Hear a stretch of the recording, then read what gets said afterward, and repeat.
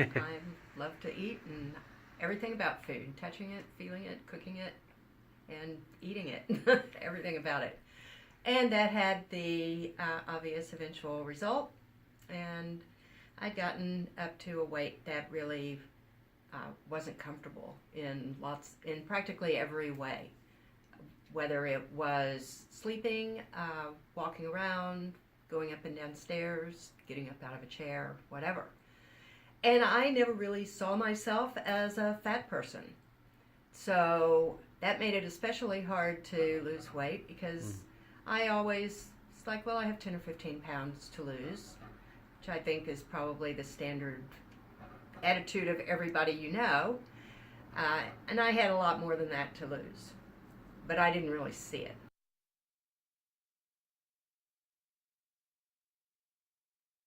I've tried practically every diet on the market, from legitimate things like Weight Watchers and Jenny Craig, to stuff where you're doing like whatever it is, MetaFast, uh, protein drinks, and all of the wacky diets in between. And Atkins I would lose, all of them I would lose, but as soon as I'd go off the diet, the weight would come back because I'd go right back to eating pretty much the same way, even if I was trying to make it a little bit healthier food choices. But I still never really saw myself as the fat girl, even though I'd hide behind people and pictures and all of the standard stuff. And I was planning on going on a diet, this diet, last summer, and even though I was committed to doing it, I wasn't really 100% committed, I don't guess. But I went on holiday, and the elevators had mirrors. And every time I walked in the elevator, I was horrified. It's like, who is that fat person? And I would try to find a corner to hide in and hide behind people so I wasn't seeing my reflection in the mirror. That was an impossible thing to do. And it was a cruise, and lots of the shore excursions involved a lot of walking. I always blamed not being able to do a lot on shore excursions on bad knees and bad ankles, which is still a problem for me. But this trip, there were a lot of things that I didn't feel up to doing that just really didn't seem like it was my ankles and my knees that were the problem.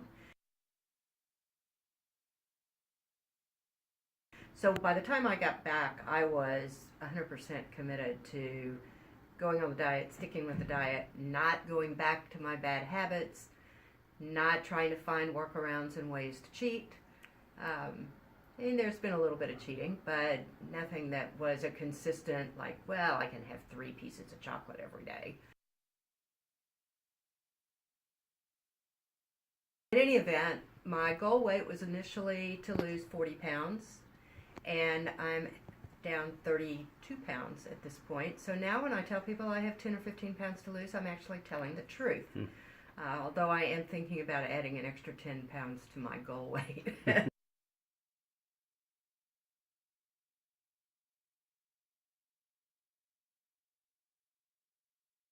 The result is that I feel better, I'm walking better, I'm not having to avoid doing stairs, either up or down. I'm sleeping great. I don't think people think that their weight affects their sleep. But as far as what the diet involves, I have not once been bored with my food choices. When it first started, I felt like I was spending 24/7 thinking about what I was going to eat next, shopping for it, prepping it, preparing it, and then eating it. It just seemed like that was my entire day. But once I got into things, I figured out that I could do some prep. So I'd make like 2 chicken breasts, cut them up into the right portion size, and keep them in the refrigerator. And now I already have one meal that's going to last me for a few days. And I love fruit, so between melon and apples and yogurt, I could mix things up pretty much as I wanted to, and And I love steak day. It's almost worth having a plateau. So, but I really feel like the diet has been easy to stick to. And I feel like my food choices, I had 6 weeks when I went off the diet for another holiday, and I felt like my food choices while I was on that vacation were better than they normally were. And I gained a little bit of weight, but it was a holiday for 3 weeks, so everybody should gain weight on vacation. It's part of the fun.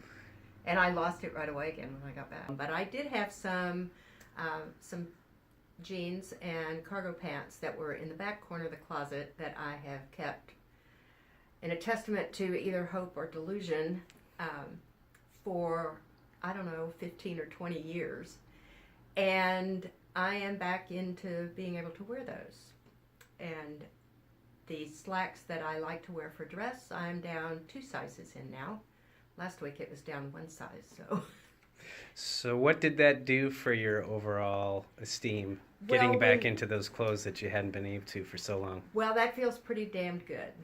And having those sorts of positive results keeps you committed to, well, maybe I can get into something that's a little smaller.